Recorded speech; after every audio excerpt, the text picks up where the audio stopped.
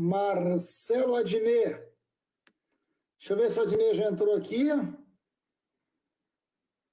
Eita, gente, quanta gente pedindo para entrar, vocês são doidos, porra. Não. O Adnet vai entrar daqui a pouco. Gente, o Queiroz, que está negociando delação premiada. Tchan, tchan, tchan, tchan. Quem vai cair? Vocês viram? Queiroz está negociando delação premiada com o Ministério Público do Rio de Janeiro. Boa, boa, boa. Tem um que já caiu, está lá no Senado ainda, né? Enfim, pedindo foro privilegiado. Quem diria, hein, Flávio? Quem diria, Flávio? Você pedindo foro privilegiado para não ir em cana, hein? Picareta. Quem diria? Passou a vida inteira arrotando contra o foro privilegiado. E agora, segura no foro privilegiado como fosse a barra da saia da sua mãe para não ir em cana, né? Que papelão, hein? Que papelão, hein? Foro privilegiado para não responder por rachadinha em relação com milícia, né? Cafajeste mesmo. Mas, enfim, é isso. Estou esperando o Marcelo Adnet para que a gente possa falar sobre tudo isso que está acontecendo hoje. Adnet é um dos maiores artistas hoje do Brasil, um gênio, inteligentíssimo, posicionado, tem posição política, não foge a isso, não precisa deixar de ser artista para ter posicionamento político. O Adnet é correto, todo mundo sabe o que ele pensa, e é um baita artista. Daqui a pouco o Adnet está entrando. Eu estou meio congelado aqui, não tá passando. Cadê você, Adnet? Eu falei com ele agora no Zap. Cai ou não Bolsonaro? Deus quiser, cai, filho. Mas vamos lá. Não está rodando esse negócio aqui. Eu acho que eu vou sair e vou entrar de novo. Paulo Pinheiro, um dos melhores vereadores do Rio de Janeiro, está aqui, médico, extraordinário, vereador, está aqui assistindo. Já tem quase 1000 pessoas. Obrigado. Fica aí que o Adnet está entrando. Cadê a tua voz, Queiroz? Gente, eu não vou ficar pedindo para o Adnet ficar imitando ninguém, não. Isso aí vocês já assistem o Adnet quando ele está trabalhando, fazendo aquelas coisas sensacionais. Esse advogado, quem é que está perguntando isso? Esse advogado do Bolsonaro realmente, que figura, né? O Adnet já imitou esse advogado? Que figura, né?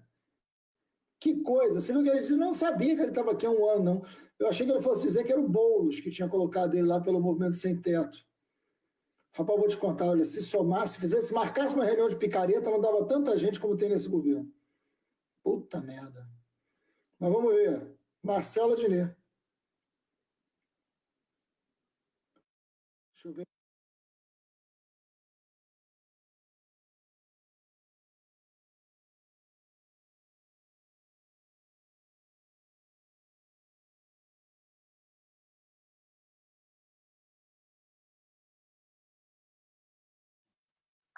Aê! Marcelo! E aí? E aí? Gostei dessa camisa. Galera. Deixa eu ver essa camisa, sexta-feira, né? Camisa bonita, ó. Camisa bonita. Com a sandália maneira, com a sandália. Tudo bem, meu querido? Como é que você tá? Como é que você tá? Deixa eu ajeitar isso aqui. Quanto tempo, rapaz, que eu não te vejo. Quanto tempo que a gente não toma uma cerveja? Que oportunidade boa. Fica um brinde do Botafoguense para você nesse momento. Puta que saúde. Pariu. Vamos lá, é momento de tolerância, né? Basta o ex-ministro da Educação que já quis tirar a política de cotas. Não sou eu que vou atacar o Botafogo nesse momento. Mas como você citou e como diria o nosso querido Assef, não é? Isso não é uma cerveja. Isso não é uma cerveja, isso é uma água. A luz que deixa a água amarela. Claro, claro. Certo? A camisa não é minha, isso não é o meu perfil. Não somos nós aqui conversando. Você sabe, Adnet, esse sujeito, assim, eu estava, antes de você entrar aqui, não sei se você estava ouvindo, eu falei, eu não sabia se você já tinha imitado esse advogado, assim, porque é uma figura, né? Assim, é inacreditável. Assim, o governo Bolsonaro é um tampão de bueiro, né? Levantou e aí vem tudo acontecer da profundeza, né, rapaz? Assim, até gafanhoto está fugindo daqui, porque é um negócio assim, bizarro, cara. O que é aquele bizarro. Eu achei que ele fosse dizer que era o Guilherme Boulos que tinha colocado o cara dentro da casa dele, movimento sem teto, né? Guilherme Boulos pegou o Queiroz e botou lá, porque ninguém sabia. O Bolsonaro não sabia, o Flávio não sabia, o advogado não sabia, o Queiroz não sabia como tinha parado lá, mesmo ele aparecendo com a camisa do Vasco fazendo um churrasquinho, você viu, né? Olha, as coisas tomaram uma proporção tão surreal, né? Eu acho que a gente esperava um grau de surrealidade, né? A gente acompanhava mais de perto o Bolsonaro, acho que do que a maioria dos brasileiros. Você, por motivos muito óbvios, né? Principalmente pela tua atuação na CPI das milícias, que foi um marco no combate, não só no combate às milícias, mas para a cidade do Rio de Janeiro, na minha visão, né? A identificação desse inimigo público que estava fora do mapa. E aí eu também conheci o Bolsonaro, assim, porque eu acompanho política, sou do Rio, vi o Bolsonaro dedicando o voto dele à Ustra, acho que todo mundo viu. Acho que muita gente não sabe quem é Ustra, por isso não deu importância a isso. Acompanhamos o Bolsonaro dizer que era a favor da tortura, da morte de 30 mil, que a mulher você não merece ser estuprada, que não quer ter filho viado, que quilombola, não sei que pesa em arroba. Tudo isso foi uma demonstração clara do que estava por vir, né? Exatamente. E a gente então já esperava um pouco desse caos, mas não com esse requinte de fanfarronice, trapalhice. É um bom programa de sábado, assim, de humor, quase. Ao mesmo tempo que é sinistro, né, e nocivo, é muito engraçado. O Ave Maria, a sanfona. É tosco. É tosco, mas num grau absurdo. E o que resta é a defesa do Assef mesmo. Talvez a última, né, assim, a última morada da desculpa do bolsonarismo não, ele não sabe, ele estava protegendo Bolsonaro numa missão divina. E, enfim, Freixo é um ser reptiliano que vai no túnel do Bill Clinton, enfim, a nova ordem mundial. Então, tudo isso que se avizinhava como algo sinistro teve uma conotação de humor também, né? Exatamente. Não, e acho importantíssimo a gente não abrir mão do humor, imagina, né? Porque a gente precisa levar a sério o governo Bolsonaro, a gente precisa entender o governo Bolsonaro, porque tem uma lógica, né? O tosco ali, porque o Bolsonaro a gente conhece ele do Rio de Janeiro. Você sabe o que você está falando, esse negócio do Ustra? Eu lembrei de uma outra coisa que eu vivi com ele, porque eu fui deputado estadual com o Flávio Bolsonaro por 12 anos. Aliás, tem uma figura que eu encontrei muito na minha vida, foi o Queiroz. Caramba! Conheço bem o Queiroz.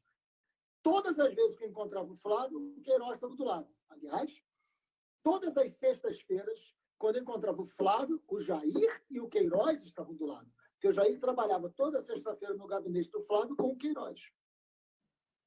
Sim, a coisa realmente é muito próxima, muito ligada, e todo esse bastidor é muito interessante, né? E hoje a notícia, antes da gente entrar aqui, tinha um monte de repórter me ligando, eu falei, gente... A delação? A delação do Queiroz. Nossa! Do Queiroz. Isso é uma bomba, se for verdade. Porque o Queiroz está preocupado com a família. Claro. Ele botou a filha, a enteada, a mulher e o ex-marido da mulher. Você vê que é um cara generoso. O ex-marido da mulher. Para trabalhar no gabinete. Você sabia disso? Sim, claro. Para trabalhar no gabinete do Flávio. E aí ele pegou uma outra... Por muitos anos, inclusive, né? Por muitos anos. Muito. Ele está desde 2007 nessa história. As duas filhas só saíram em 2019. Nunca trabalharam. Dá realmente essa impressão de que o Queiroz, se botasse o dele na reta, ele talvez até segurasse.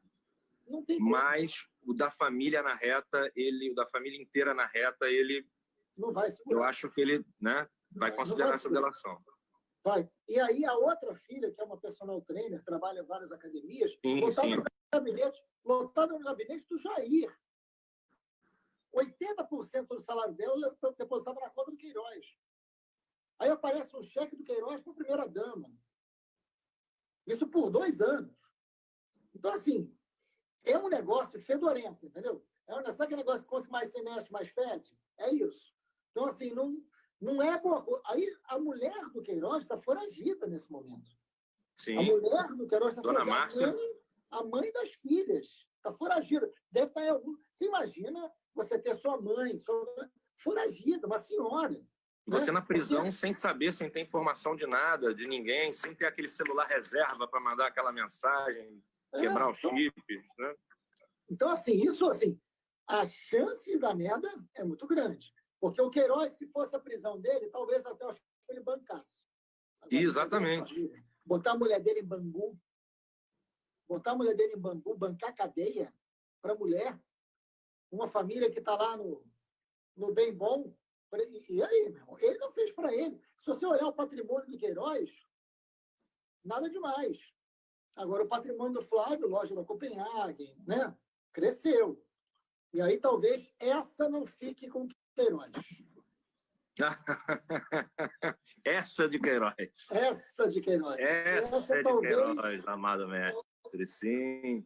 Olha, eu acho que isso é uma situação realmente insustentável, né? A não ser que haja, como já está se falando, né? Há muito tempo se estuda, mas agora talvez uma saída realmente estudada é essa saída do golpe, né? Mas nem para isso eu acredito que haja força, porque a sociedade está se mobilizando, né? O anti-bolsonarismo começa a se unir pessoas que estão em campos de repente opostos e que não estariam juntas, porque o bolsonarismo fez com toda a sua burrice, né? O bolsonarismo empurrou todo o campo político, né, mais para a esquerda. Então você vê, a gente liga a televisão e vê o Dória falando que Jair Bolsonaro, você é um vírus a ser combatido. Eu falo, mas ele estava de Bolsodória ontem, né? Assim, é uma coisa incrível. Mas saíram. Então, assim, todo o centro, né? Até quando a gente tinha um debate da Alexandre Frota comunista. Eu vendo os filmes dele, eu sempre reparei um certo comunismo. Peppa Pig, e eles gostam de dar apelido, né? Então tem um método. Eu vi uma live do Olavo que ele chamava essa porra do Felipe Feto, porra. O Felipe Feto, e a Peppa Pig, e o Fruta, porra. E o Henry Bucetalho. Então eles têm apelidos eles dão apelidos. Ex-aliados. Humilhantes, assim, é uma coisa meio quinta série mesmo. E toda essa idiotice assim, atroz, né, levou a um isolamento desse campo mesmo, a um delírio. Ontem eu vejo canais bolsonaristas, tá, Freixo? Eu assisto. Vejo o que eles estão falando, vejo coisa de terra plana. Ontem eu estava vendo uma senhora que é aqui do Rio de Janeiro, não lembro o nome dela, mas ela falou... Desculpa, onde é que você vê? Como é que você vê isso? No YouTube. No YouTube, você fica... No YouTube, aí eu vejo ali, eu penso assim, pô, não quero... Queiroz encontrado na casa do advogado. Eu falo, não, eu quero ter o prazer de ver o que a galera vai falar, né? Qual vai ser a desculpa, qual vai ser o... Aí a galera, não, gente, não tem nada disso, tá vindo aí Operação Storm, tá, pessoal? Operação Storm, que já tem oficiais americanos no Brasil, em várias capitais, e vão prender, hein? Todos os comunistas que tiveram apoio do governo da China, vai cair, não sei, eles vão prender todo mundo, não sei o quê. Meio que desviando o assunto para outro lugar, assim, fascinante. Ontem eu via, aí essa senhora ontem disse no canal que eu vi que a Marisa Letícia está viva. E que há um monte de gente que... Mas avisaram para o Luiz Inácio? Não, é uma coisa assim. Então você realmente acaba vendo que, caramba, você está em algum grau lidando com um delírio. E em algum grau isso você entende bem com violência, né? Tem um lugar que é uma galera delirante que você não consegue se comunicar e dizer não, mas não há argumento, a pessoa é cega, e tem uma galera que sabe de tudo isso, né? Tem gente que se faz, né? Que sabe, isso é tão claro e cristalino, né, que isso se faz ou por um interesse direto ou por uma questão de... É uma galera realmente violenta, né? Então eu boto a cara a tapa, mas olhando você, eu me sinto muito seguro, porque você botou a cara a tapa num grau muito perigoso, né? E lida até hoje com isso. Então é uma combinação de coisas. Diga aí, Marcelo. Não, eu converso muito aqui em casa com a minha família. Assim, eu paguei um preço muito alto em 2008, porque assim, eu viro deputado estadual em 2007, no momento que o Cabral vira governador, né? e essa tropa toda ali. O Bolsonaro sempre fez parte do governo Cabral. O Flávio Bolsonaro sempre votou no Pisciani, que você conheceu, né, para presidente da Assembleia Legislativa. Nunca foram aqueles caras que fizeram contra a política tradicional. Nunca, nunca. Eu fiz oposição ao Cabral sozinho. Denunciei o Cabral sozinho. O Flávio nunca se meteu. Foi deputado comigo. Sempre foi ali dos esquemas. Nunca representaram outra política. E se elege assim depois de 2013. Eles têm algum grau de inteligência. Na toscaria, eles têm... Tem. Porque essa Ao coisa método, essa coisa está falando da barbaridade. Por exemplo, o tema da Terra plana, que a gente fica dando risada, né? Mas eu acho que tem uma estratégia, porque se a gente chega ao ponto de debater se a Terra é ou não plana, se a Lua é um holograma, qualquer outra coisa pode virar dúvida. É verdade. Qualquer coisa relativa, claro. Sabe, a Dinê existe, a Dinê é trans, a Dinê Com certeza. é ladrão. Porque se a Terra pode ser plana, tudo pode não ser e ser. Vira coisa mais... É o ACF, né? Eu acho que aí tudo se encontra. É uma coisa meio ACF, né? A Terra é redonda? Não, quem disse? Quem falou? É uma coisa meio ACF, que é essa negação total dessas características. É maravilhoso. E assim... e há essa combinação que é difícil realmente de lidar, né? E tudo muito impressionante. Nós não imaginávamos que fosse ser assim. Eu não imaginava que fosse ser nesse grau. E eu queria te fazer uma pergunta, Marcelo. Eu tenho a impressão, cara, assistindo a trajetória de todos os Bolsonaro, tem uma coisa que me impressiona, que fica por trás de toda a grosseria, idiotice, burrice, violência, limitação. Atrás de tudo isso existe uma coisa que me impressiona muito, que é a falta de projeto da família. Flávio, Jair...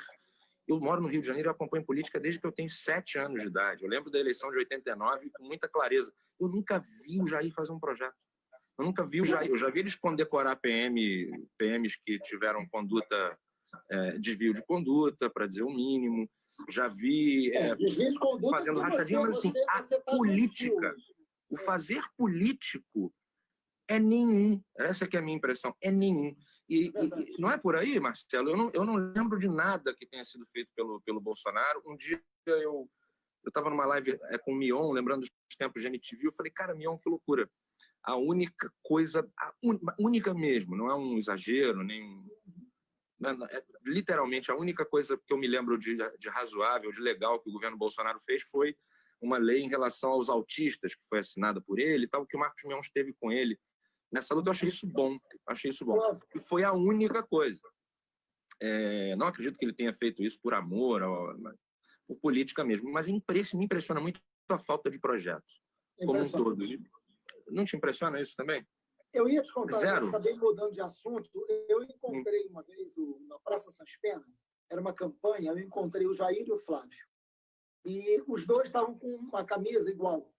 A camisa era o retrato do Médici, do Garrafa Azul Médici, e a frase era: eu era feliz e sabia. Isso tem muitos anos.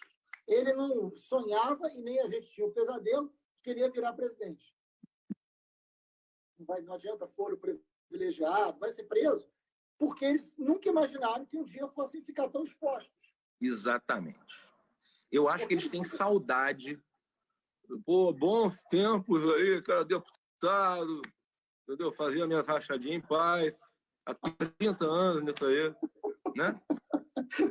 Agora... Porque hoje, eu acho que ele imaginou que estaria numa super mamata, e isso é muito esclarecido pela frase do Queiroz: tem 500 cargos, pô, tá? Senado, Câmara, o que tu quiser, sem ligar eles em nada.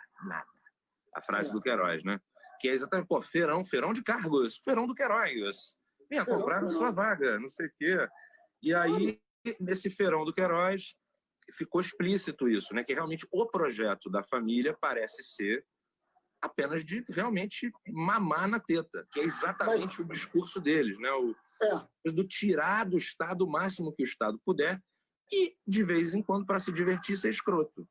Botar a camisa do Médici, dedicar um voto ao Ustra, para dizer o mínimo, né, Marcelo? Estou dizendo o mínimo. Né? Ele já botou a camisa do Botafogo ou é só a porra da camisa do Flamengo que ele botou? Já. Botou no Botafogo também, né? Engraçado, na época que ele usava a camisa do Botafogo, ele, enfim, ninguém a minha polícia estava longe dele. Agora, com que ele veio nessa história do Flamengo, agora a fase dele tá ruim, desceu a fase, tá mal, o Bolsonaro. Eu não tenho nem como reagir a essa provocação, que é verdade. Não, bobagem. O Bolsonaro, na verdade, ele é Botafogo, diz ele no Rio, Botafogo, em São Paulo, Palmeiras. Já usou a camisa do Botafogo, claro, mas mesmo antes dessa eleição ele tinha essa coisa de usar camisas de diversos clubes. O que diz muito sobre o sujeito, né? Diz muito. Eu acho que ele tem uma arara de roupas com várias camisas de clube do Brasil. Ele falou, qual o clube de hoje aí? Tá, bota esse aqui, do Asa de Arapiraca. Arapiroca? Não, Arapiraca. Bota aí. Ele bota a camisa do Asa de Arapiraca. O filho em breve pode usar uma do Bangu, né? Laranja, será que é laranja? O uniforme não, só no Orange da New Black, que o uniforme é laranja. Mas isso pode estar usando a do Bangu. Pois é, e eu olho para você e me lembro, eu pessoalmente me lembro muito da Marielle, porque eu te encontrei um dia na Lapa, no aniversário da minha amiga Georgiana Góes, e eu estava lá no aniversário dela, tinha uma música na rua, super bacana o clima, e estava rolando uma manifestação fora Temer, se eu não me engano. Foi no Rival. Rivalzinho, por ali. Exatamente, te encontrei com um grupo de amigos e pela primeira vez encontrei a Marielle, estive com ela, falei, oi, tudo bem, prazer, você me apresentou a ela. Se eu não me engano, eu bati com ela, cara, 10 minutinhos de conversa, assim, entre 5 e 10 minutos, sabe aquela conversa boa, assim, que era um oi, que virou um papo, conheci uma menina tão apaixonada e que vinha... Uma energia, né? A Mari tinha energia. E política nova é o quê? A representatividade da periferia mesmo, da mulher preta, vambora, é isso mesmo. E a Mari vinha com isso e o sonho dela falou, cara, tô muito afim, acho que vai rolar, tô felizona, papapá. E eu fiquei contagiado com aquilo. Aquilo para mim foi um pouco da nova política, digamos assim, na minha concepção. Eu lembro desse dia perfeitamente. A gente ficou ali tomando cerveja, estava o João Vicente, tinha outros amigos, Georgiana, Leandra, e a Mari foi comigo. E a gente, porque teve uma manifestação grande, parou na Cinelândia, e aí emendou todo mundo no rivalzinho ali. E a gente ficou um tempão ali. Maravilhoso. A Mari representava, isso é muito forte para o Rio de Janeiro, né? A Mari, de fato, representava essa nova política, né? Exatamente. Uma menina negra que vem da favela. Olha o que o mundo está falando hoje, Admir. Olha o que o mundo está falando hoje. Ela adiantou essa pauta, claro. Uhum. A morte do Floyd, né? Assim, eu não estou conseguindo respirar. Né? A Mari representou lá atrás, né? Tipo assim, olha, eu vou respirar, eu vou sair e vou respirar, eu não vou morrer sufocada aqui nesse lugar, né? Ela tinha uma forma, aquilo era a nova política. E aí é muito triste ver o Bolsonaro ser eleito como uma nova política, representando a política alguma, que é o que você está dizendo. Não tem projeto. Por isso ele precisa, isso que você está falando é muito importante. A Mari representava um novo projeto e foi assassinada, porque essa nova política precisa ser assassinada. Por isso que é tão importante saber quem mandou matar a Marielle. Não é porque ela te conheceu, porque era minha amiga, que era minha grande companheira. Não. É porque era uma nova política e ela morreu por isso. Ela morreu por isso. Eu não tenho a menor dúvida disso. Eu ainda não sei que grupo mandou matar. Tenho certeza absoluta que passou pelas milícias. Absoluta certeza que passou pelas milícias. E que morreu por uma razão política. Que grupo político é capaz de matar no Rio de Janeiro? Porque a velha política, aquela que mata, porque sempre matou na história do Brasil, na história do Rio de Janeiro, e a nova política. A velha política é a que mata negros, é a que mata pobres, porque fez isso na escravidão, fez isso na colônia, no Império e faz na República. Essa é a velha política. De onde vem Bolsonaro, Admir? Bolsonaro vem da relação de crime, polícia e política, que a relação de projeto sempre foi se dar bem em representar grupos criminosos. Bolsonaro vem do esgoto. O nosso Rio de Janeiro, que a gente ama, que a gente é apaixonado, ele é um cartão postal em cima de um bueiro. Né? É um cartão postal em cima do bueiro. Bolsonaro não vem do cartão postal, Bolsonaro vem do bueiro. E quando ele cresce, ele levanta essa tampa do bueiro. Aí vem essa porra desse advogado, vem Queiroz, vem Adriano, vem tudo. Vem tudo que veio com ele. É disso que a gente está falando. Isso é muito grave. Qual é o projeto de país?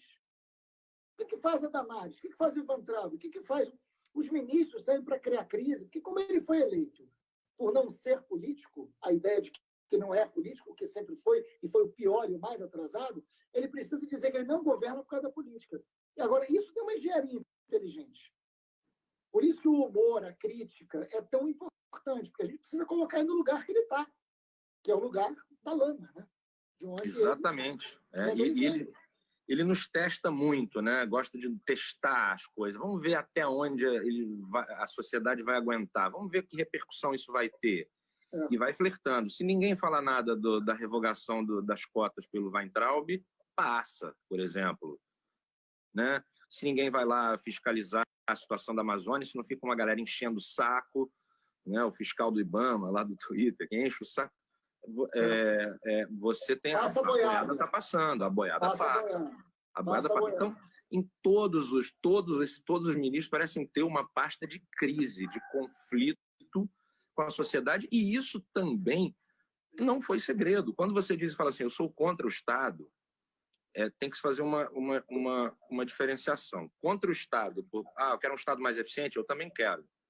Um Estado que gasta menos, que funciona mais, mais econômico, mais moderno, né? Aquela coisa sem fax, gente, vamos, moderno, beleza, né? Mais eficiência. Agora, é uma diferença grande daí para o Estado é ruim, que é exatamente o que essa galera apresenta. Eu contestei muito no Partido Novo, o Amoedo, por toda essa situação de ser o projeto do não projeto, né? A política da antipolítica, quer dizer, chegar num cargo político para acabar com a política.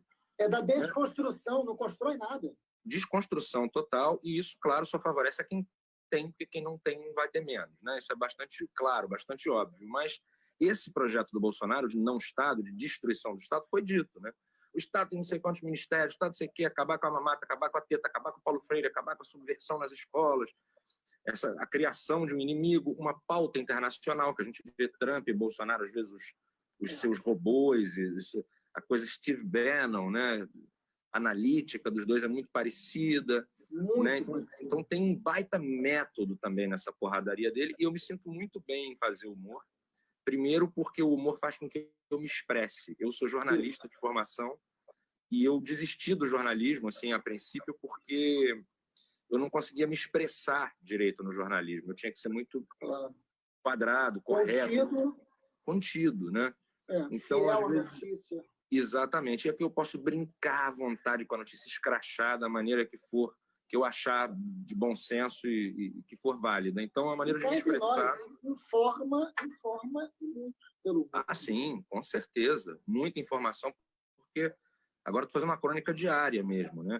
E tem o Bolsonaro como um dos principais personagens. O Assef esteve aqui também, eu já fiz o Assef aqui nessa mesma posição, falando com a Andréa Sadi. A Andréa perguntava para ele, mas ele veio voando, veio cobrindo. Não é assim, se tratando de Queiroz, tu pode esperar tudo. Ele olhava para o céu e falava, o que é aquilo? É um anjo? É um avião? É o Weintraub voltando? É o juiz Moro? Não, é o super Queiroz. E vinha Queiroz voando, e procurando um lugar para ele ficar, sobre Atibaia, uma loucura.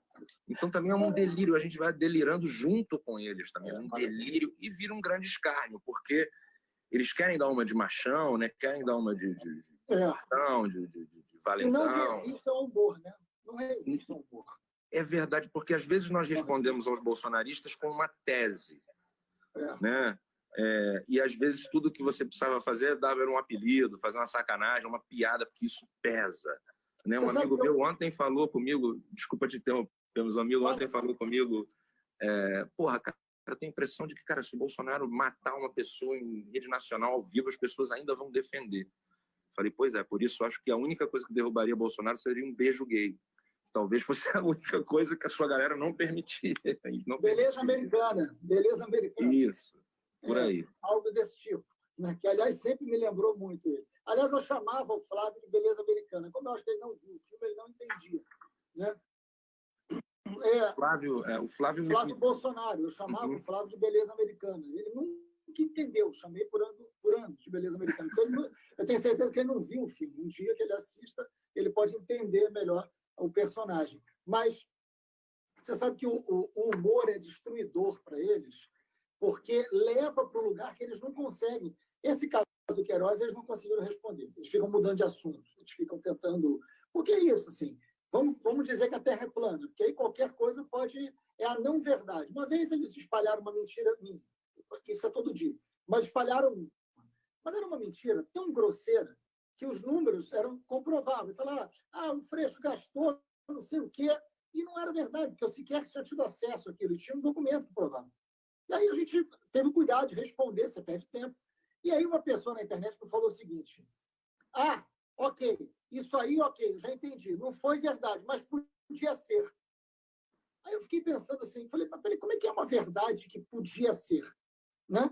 E aí eu comecei a pensar muito assim, gente, é isso, eles estão construindo uma sociedade que tem uma verdade que pode ser. Se tem uma verdade que pode ser, não tem uma verdade que é. E Verdade. isso é muito importante para eles nesse projeto de poder deles. E o humor desarticula isso. Eu sinto isso perfeitamente quando eu vou para um embate com eles. Eu lembro de um debate, você vai lembrar disso.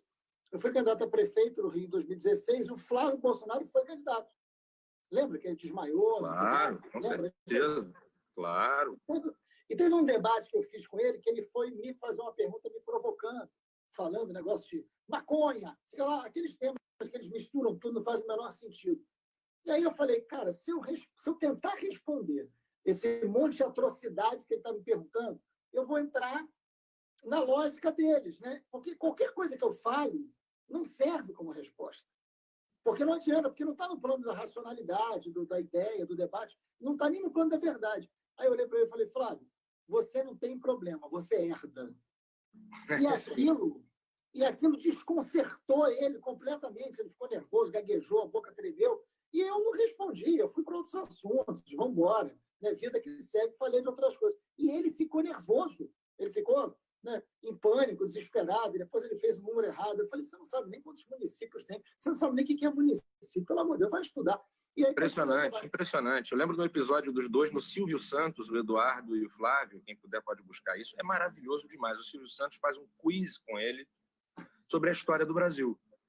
E aí, Marcelo, são coisas assim vergonhosas, assim, do tipo, pergunta quem foi o presidente que veio depois do, sei lá, não sei o que. Pô, sabe que eu dei um branco aqui agora? Tô lembrando agora. Porra, quem é o presidente mineiro que morreu no acidente de carro? Pô, mineiro, que mudou a capital para Brasília. Né? Pô, não tô sabendo. E o Silvio Santos, mesmo apoiando, manda vocês têm que estudar melhor. Eu vou pedir, vocês na Câmara deveriam ter um guia, um caderno com a história do Brasil para estudar.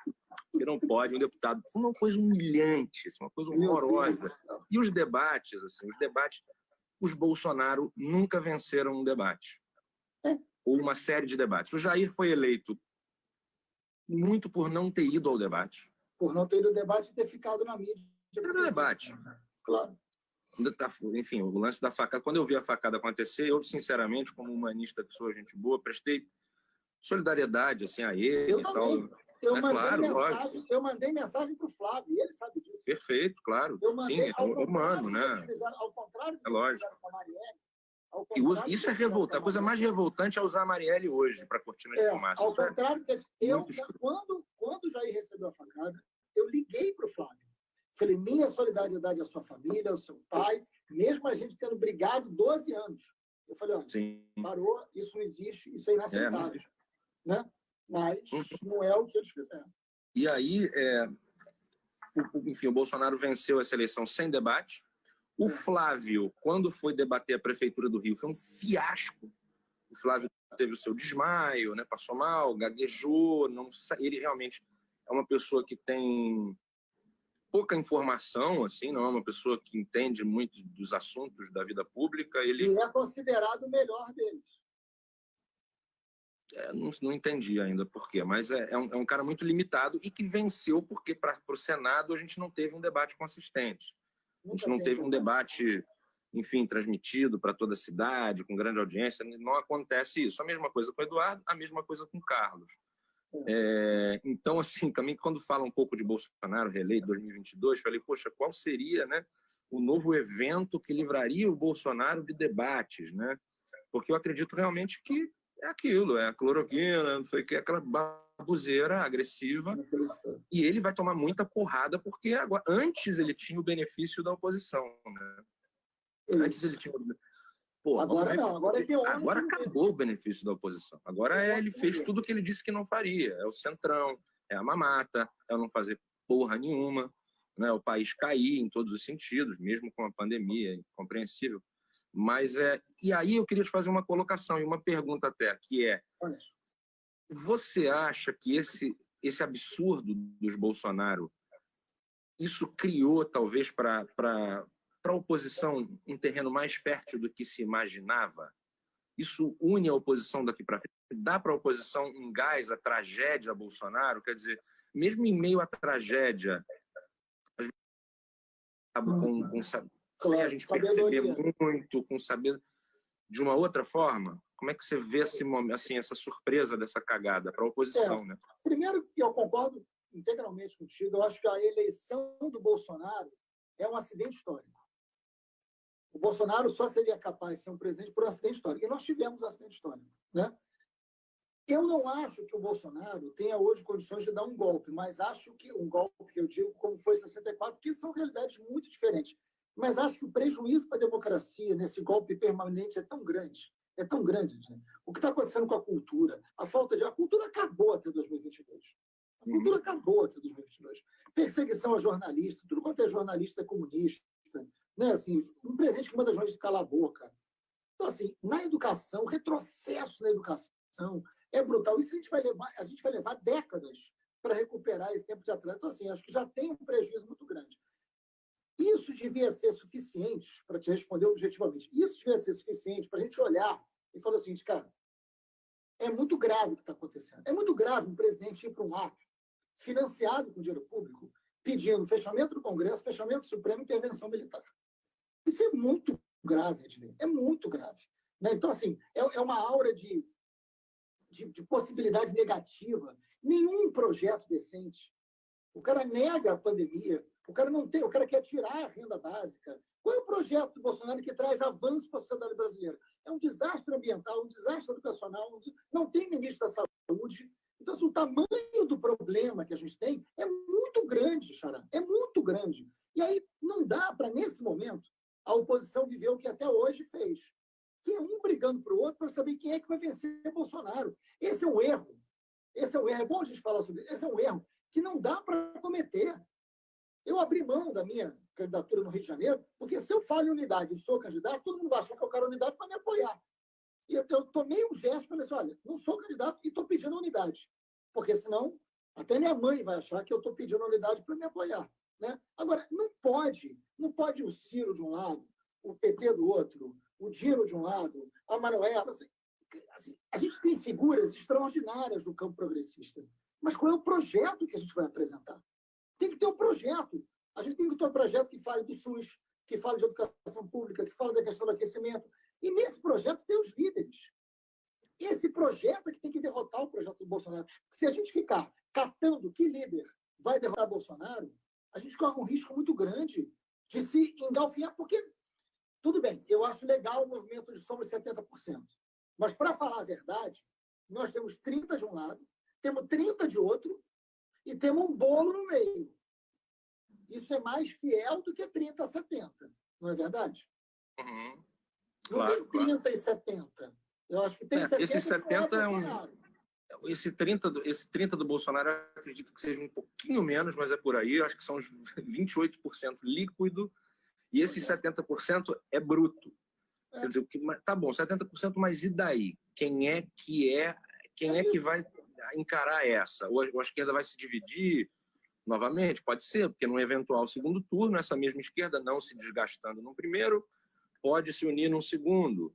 Mas isso também pode soar mais perigoso do que uma aliança já no primeiro turno, uma aliança na largada. Não dá para correr risco com o que representa Bolsonaro. É muito grave, Ednei. Não é um governo ruim, vai. Nós já tivemos um monte de governo ruim. Não é um governo ruim. Tá. Não é um governo ruim. Não, o governo ruim a gente teve alguns. O próprio segundo governo da Dilma foi ruim. Não que o impeachment seja um fato justificado e legítimo, mas o governo foi ruim. O governo do Temer foi ruim, muito ruim. O governo do Sarney foi ruim. O governo do Collor foi abaixo de ruim. Pois é. Então, assim, a gente já viu muito governo ruim, natural. Mas está dentro do plano democrático. O governo Bolsonaro não está no plano da democracia. Está no plano da perseguição, do autoritarismo, da ameaça de ruptura, do AI-5, né, da Terra plana. É isso, não tem ministro da Saúde na pandemia, são 65... Porque, cara, assim, são 65 mil brasileiros mortos. No dia 11 do mês, eram 41. Hoje, dia 26, são 55 mil.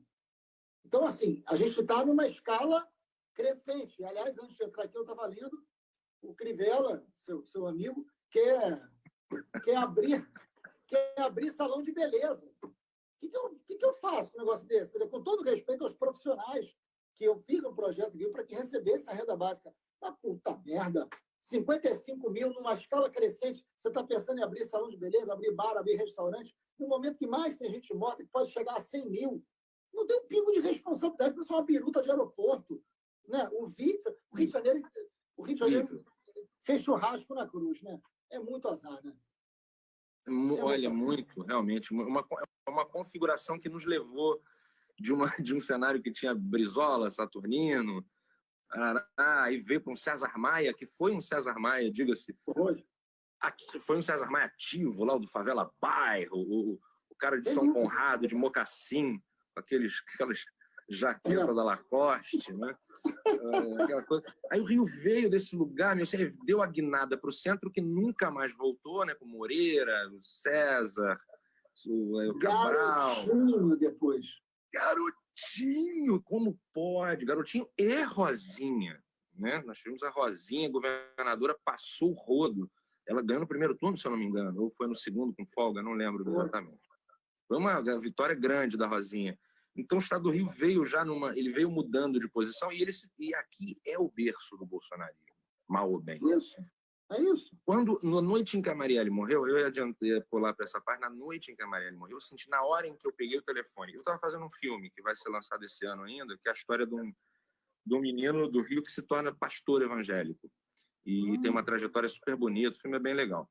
Mas estava fazendo o filme dormindo muito cedo, porque começa muito cedo. Então fui dormir 10h30, 10 horas, para mim é muito cedo, e vi no celular, Marielle foi assassinada, morreu com vários tiros. E aí na hora me gelou inteiro, me olho cheio d'água e falei, cara, ela foi assassinada. Assim, na hora. Assim. Claro que é uma sensação, né? Claro que eu tinha que ler mais sobre o assunto, mas na hora eu falei assim, Marielle, morta, tiros, não é uma coisa trivial. Isso é uma coisa que paira aqui. E eu moro numa área da cidade que é próxima. Eu saí do Maitá, que foi a minha vida inteira, me mudei para a Zona Oeste. Na Zona Oeste eu encontro pessoas que eu não encontrava onde eu morava e tal. Apesar de ser um lugar que tem talvez mais dinheiro, é um lugar que tem menos passado, menos tradição, menos rua. E assim, eu tive também a impressão de que eu falei, a coisa saiu aqui do lado.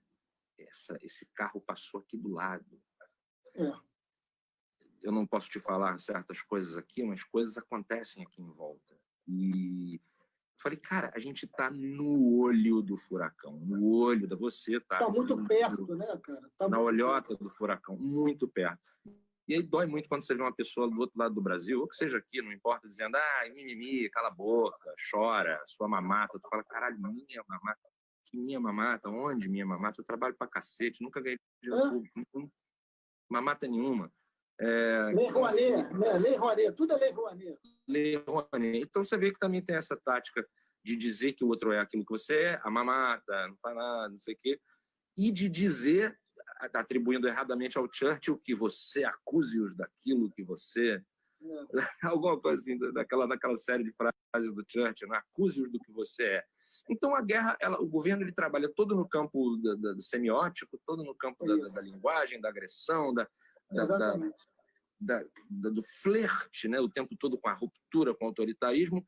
Isso parece ser, na verdade, um tesão do Bolsonaro. Parece que ele gosta disso, como um adolescente que joga um videogame novo. Porque não tem nenhum sentido. Digamos que ele vá com o exército, lá no STF, tire os ministros do STF, não sei o que, vou estar aqui em casa e falar assim, que porra é essa? O que esse velho está fazendo, brother? A gente vai ter que ir para a rua tirar esse velho? Puta que pariu. E vamos. Assim, então, então a coisa é toda muito despropositada. Quando você fala do Crivella liberando salão de beleza, oi, Marcelo Freixo, vamos liberar os salões, beleza. Olha, eu vim conversando com várias pessoas de vários segmentos sociais, todas elas me disseram que o salão de beleza é um lugar essencial para cuidar das pessoas. Sabe o que eu acho, Marcelo Freixo? Parece que ele tem uma ligação com alguém, uma Márcia, uma Val, que tem um salão de beleza e pediu para ele, ou alguém lá da Universal pediu para ele, pô, abre aí, eu tenho um salão, tá? Então vamos abrir. É uma coisa tão tacanha. Quebra esse galho aí para mim. É uma coisa que é meio síndico de condomínio ruim, só que administrando um lugar complexo com milhões de pessoas. É uma coisa com pequenos interesses. Uma imagem do Bolsonaro que não é uma coisa... É grotesco, mas não é como essas frases dele que se popularizaram. É ele aqui na Barra, em frente ao hotel, perto da casa dele, tipo, acho que é a Sheraton atualmente, não sei, não lembro exatamente, ao lado do La Fruteria da Barra, e que ele foi em frente a esse hotel, em 2000 e pouco, soltar fogos. Em frente, aí tá lá o Bolsonaro, aquela fase dele, com fogos. Blá, blá, blá. Aí o deputado federal Jair Bolsonaro, em protesto, soltou rojões em frente ao Sheraton, porque o hotel instalou uns ares condicionados que faziam barulho no condomínio dele. Aí vai resolver, ele foi soltar fogos, rojões, blá, blá, blá, blum, na fachada do Sheraton. Isso é uma coisa totalmente alucinada, assim, uma coisa totalmente alucinada e inteligente. Digo inteligente porque, no meio dessa burrice, eu não acho nem que... Não foi ele que pensou isso, mas quem o assessorou nisso foi bem, que essa história do acessar uma massa cinzenta na cabeça das pessoas que estava perdida. O que eu quero dizer com isso? Exatamente. Atualmente, nenhum político chega na televisão, por exemplo, e diz assim, ser gay é errado. No meu governo, acabou a viadagem. Ninguém fala isso, porque isso é um absurdo. Isso é algo que poderia render a esse político, sei lá, uma cassação, um processo, mas etc. Isso dialoga. Mas isso ninguém fala. Mas isso dialoga. Tem uma galera que acha isso, mas ninguém fala isso. Aí vem um maluco lá. É viado, não! Como gayvismo! É uma madeira de piroca. Aí fica todo mundo. E aí vai ligando. Isso é que fala comigo. E daí que vão remover uma comunidade? Ah, tá longe de mim. Ah, não sei o quê, o repasse do PIS. Ah, foda-se. Ah, o viado. Aí, viado aonde? Então você acorda o brasileiro com uma dedada no rabo mesmo. Assim, pum! Exatamente. É uma coisa injustificada, sem projeto, sem nenhum... Como é que o Bolsonaro vai fiscalizar? Ele vai entrar, tem dois... Eu com um cara se beijando, o Bolsonaro vai entrar e falar, parados! Acabou isso daí. Assim, os gays vão continuar transando. As coisas vão continuar acontecendo. Essa discussão não deveria nem existir. É uma discussão que não deveria... Quer dizer, deve existir porque essa comunidade sofre muita opressão. Mas é uma coisa que é básica, o direito das pessoas, né? Então, é um cara que não tem plano e é uma coisa que, inteligentemente, vai pegando na cabeça das pessoas pontos que são pontos para ativar certos gatilhos. E lobby, né? Lobby da Taurus, lobby da arma, que é um negócio ali que me pediram. Aí tem esquema. Aí tem esquema. Aí não é uma coisa... Aí é projeto. E todos os projetos são uma merda. Botar arma na mão do... Mas aí tem um negócio que é do cacete, entendeu? Que ele junta duas coisas importantes. Que, por exemplo, eu acho que a Constituição de 88 foi um negócio muito importante para a gente, porque foi o que derrotou lá a ditadura, né? Tem duas coisas na Constituição de 88 que a gente não avançou bem. A reforma política e segurança pública. Não conseguimos avançar bem. O que o Bolsonaro se baseia? A ideia de que não é político, a ideia de que político não presta, a ideia de que partido político nenhum, eu sou diferente, eu sou um mito, eu não sou de partido. Ele vai nesse caminho, o que não é verdade, mas ele vai nesse caminho e ele vai dialogando e vai reproduzindo o senso comum o tempo inteiro. Era o racismo, era a homofobia, ele vai dialogando o que todo mundo tem na família. Ele vai falando com aquele tio insuportável do Natal. Ele vai dialogando. Ele vai fazendo ele vai mexendo naquilo ali que tem na sociedade, que tem. E na segurança pública, a mesma coisa. Ele vai na vingança das cidades. O que acontece? A população corre para linchar. Ou isso não acontece? Não tem linchamento? Não tem a coisa da vingança, do justiçamento. O justiçamento não é mais forte? A gente não se livrou de uma memória de tronco. O Bolsonaro dialoga com isso. No meu governo, acabou o negócio de bandido. Menos meu filho. Mas acabou o negócio de bandido, né? Aliás, Marcelo, acabei aquela minha frase. bandido bom é bandido morto. Acabei revendo um pouco isso aí. Vi que não é bem assim, ok? Certos crimes que não são bem assim, né? Eu tenho que reconsiderar isso daí. Perfeito, Marcelo. E a galera, tem uma coisa que a galera se sente representada também. De ver o cara do lado que se esforça, que fala números, que, pô, acredita na ciência, se fuder. E ele fala assim, é meio que o efeito de eu tô torcendo pro time que tá ganhando, eu tô aqui. A pessoa não vai ganhar nada, a pessoa tá perdendo auxílio, tá na merda, mas tá... chora, quem é Bolsonaro, chora o quê? Mas é uma provocação, né? E existe uma coisa dos artistas também, né? Os artistas renegados, que acham, eu nunca fui reconhecido porque a esquerda, aquela coisa meio Alberto Alvim, meio Roger do Ultraje, assim, não, o Caetano e o Gil não são nada, o Roger, sacou? Tipo assim, não, é ruim mesmo, entendeu? Eles são foda mesmo, Caetano. Mas eu ia te falar só uma coisa, assim, mas ele junta uma outra peça. Assim, esse debate da segurança pública, que foi muito importante na vitória dele, até hoje, né? Ele é eleito muito com essa coisa assim, ninguém fala na segurança pública, mas ele fala. Eu não concordo com o que ele fala, mas ele é o único que ele fala sobre isso, negócio de arminha. A sociedade não quer, todas as pesquisas mostram que a sociedade não concorda com liberação de arma. Mas quando ele fala que vai acabar com a vida, fala um monte de merda que as pessoas não concordam. Mas ele fala. E a gente não consegue falar sobre esse assunto. Ou a gente fala, o que a gente fala, a forma que a gente fala, ninguém entende, que é muito ruim.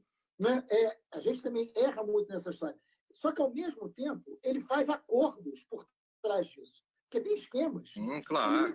Ele liberou controle de munição. Ninguém da sociedade sabe disso.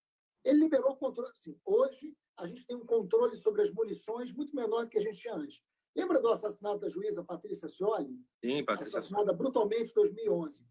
Nós só descobrimos quem é que matou Patrícia Scioli por causa da munição usada que estava marcada. Se o assassinato dela fosse hoje, não teria como descobrir. Pelas leis do Bolsonaro. Grande dia. Só que tem uns esquemões de grana, de empresa. Então, assim, de um lado, ele joga no senso comum, ele alimenta essa massa cinzenta e ele cresce isso, e, por outro lado, tem os negócios da velha política. Isso não está apartado. Né? Sim, esse é o governo dele. O governo dele é essa bancadona. Mas falando de coisa boa no meio disso tudo, antes da gente partir para ver o jantar nacional, sei lá como é que vai ser isso, a delação do Queiroz, eu acho que fica mesmo num tempo tão duro, né? Foi um tempo que surgiu uma união muito bonita também, que surgiu uma urgência. Nos tempos de urgência as coisas afloram, né? E floreiam também. A gente viu na arte um renascimento. Eu estou acompanhando o samba, e o samba está com um clima muito legal de resistência. Aliás, parabéns, que trabalho bacana. Hein? Incrível, parece que o nosso desfile da São Clemente está desfilando até hoje. A cada dia o desfile faz mais sentido, cada vez mais. Samba é lindo, Adilson, samba é lindo. Pois é, nosso primeiro samba foi uma coisa que me mexeu muito comigo, marcou muito. Então, eu acho que assim, tudo isso trouxe também uma união muito interessante para o futuro. Como você disse, esquerda unida, ou uma união que pelo menos, poxa, que a gente possa olhar para o lado e ver os nossos líderes unidos, né, as principais lideranças alinhadas, pelo menos alinhadas, que é o mínimo, né? E também uma inclusão no debate, quando a gente está vendo essa primavera antirracista surgindo, né, a gente vê, eu pelo menos vejo que o PSOL tem realmente muitas mulheres pretas no parlamento, né? E isso é muito bom. Isso é muito bom. Da Renata, da Talíria, de tantas outras que eu não vou lembrar aqui agora, mas isso, a Mônica. Então, assim, isso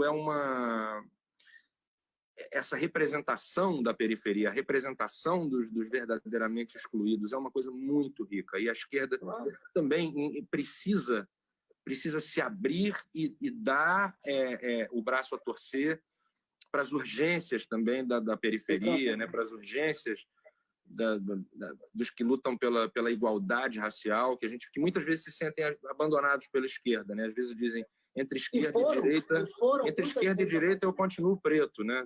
Abre aspas, fecha aspas, né? Que é assim, não faz diferença, a gente está na merda de qualquer jeito. Então, esse diálogo também é muito importante, porque eu acho que pretos e pretas têm também uma capacidade, uma força muito grande de mudar as coisas, de transformar, que vivem numa urgência muito maior. E esse diálogo é muito importante. E é exatamente, talvez, por isso que no Rio a esquerda tem uma dificuldade de muitos anos para cá de dialogar com o povo. E aí entra onde o Eduardo talvez entre bem, né? Não só por isso, porque o Eduardo tem conexões. O negócio dele são as conexões que rendem apoios de regionais e de certas regiões, que vai muito além de qualquer fato político. Mas esse momento me anima muito, fico muito feliz dessa questão. Só uma coisa, assim, você está tocando um ponto muito importante, e só vincular duas coisas. Assim, o Coalizão Negra, eu fiz uma live aqui com o Douglas Belchior, um grande amigo, uma liderança muito bacana do movimento negro. Eles fizeram um abaixo-assinado lindo e um manifesto belíssimo, dizendo assim, com racismo não tem democracia.